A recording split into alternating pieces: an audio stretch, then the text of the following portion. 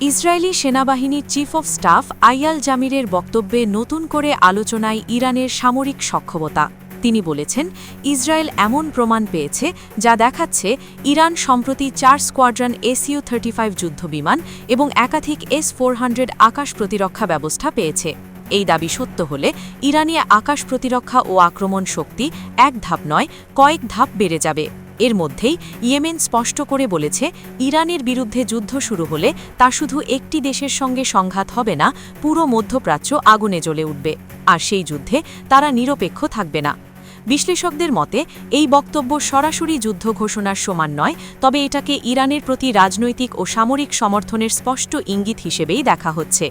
এর অর্থ দাঁড়ায়, ইরানের বিরুদ্ধে বড় সংঘাত শুরু হলে যুদ্ধের পরিসর সীমিত রাখা কঠিন হয়ে পড়বে। সব মিলিয়ে মধ্যপ্রাচ্য এখন এমন এক মোড়ে দাঁড়িয়ে যেখানে প্রতিটি বক্তব্যই যুদ্ধের হিসাব বদলে দিচ্ছে।